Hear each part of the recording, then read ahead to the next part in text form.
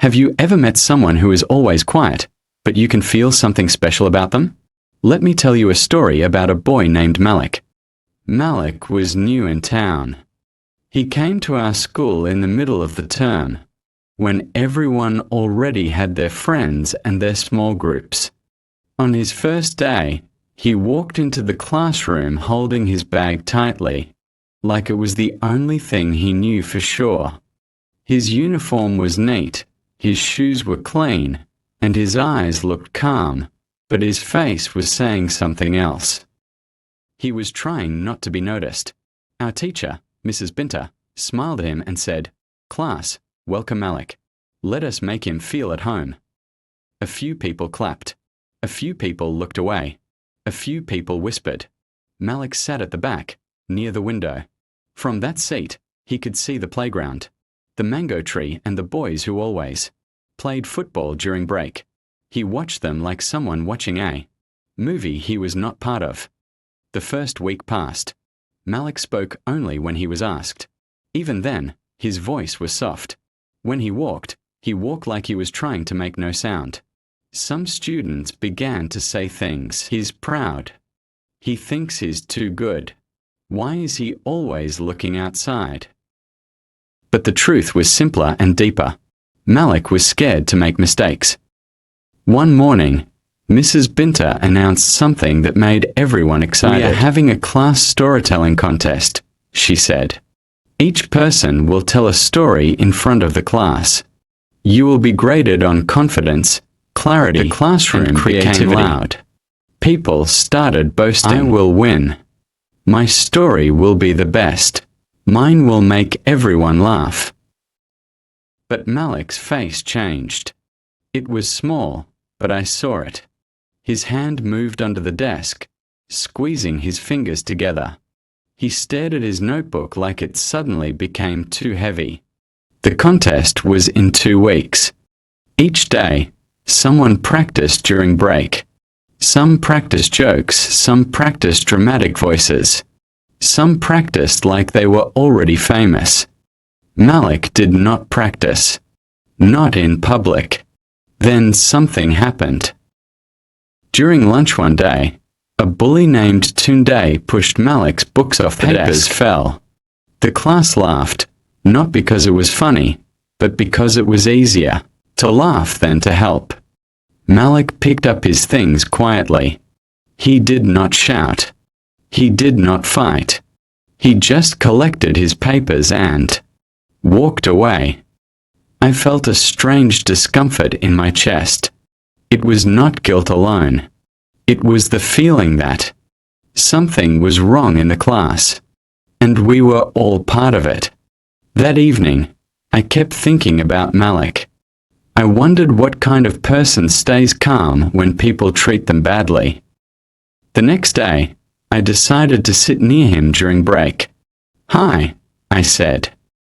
He looked up, surprised. "Hi." "I'm Amina," I continued. "Do you like this school?" He paused for a moment. "It's okay." That was not an answer that I tell was a safe sentence. I tried again. "Do you play football?" He shook his head. "No." Then he added, almost like he did not mean to say it, "I like stories." That caught my attention. "Stories? Like reading?" He nodded slowly. "Reading, writing, listening." I leaned forward. "So what story will you tell for the contest?" His eyes dropped. "I don't know." Something in his voice made me ask gently, "Are you nervous?" He gave a small laugh, but it was not a happy laugh. "If I stand there, everyone will look at me." I understood. Some people fear snakes. Some people fear darkness. Some people fear standing in front of others. Malik feared being seen. I said, "What if your story is really good?" He looked at me for a long moment. "Then they will still look at me." 2 days later, Mrs. Binter gave us an assignment. "Write your story. Bring it tomorrow." When Malik handed his paper in, I noticed his handwriting was careful, like each letter mattered. The next day, something unexpected happened.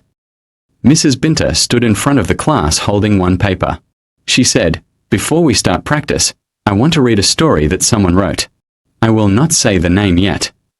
Everyone became silent. She began to read.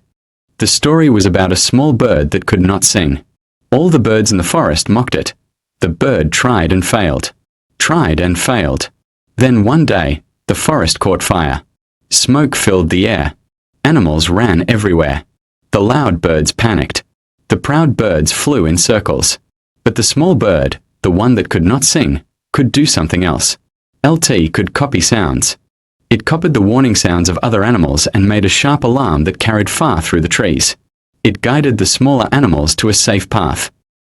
The bird did not become the loudest singer. LT became the one that saved lives. When Mrs. Binter finished reading, the class was completely quiet.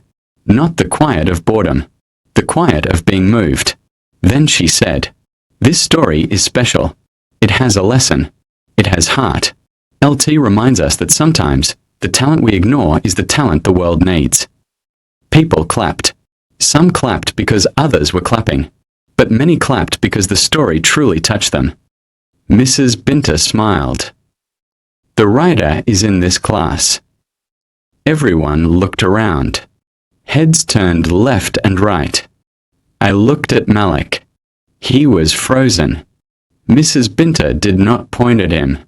She only said, "If you are the writer, I hope you will be brave enough to tell it yourself on contest day." From that moment, something changed in the class. People started greeting Malik. Not everyone, but more than before. Even some who mocked him started acting different. The power of a good story is that it can soften hearts without shouting. Contest day came. The classroom felt like a stage. Chairs were arranged. A small table was placed in front as a podium. Mrs. Binter sat with a notebook to grade us.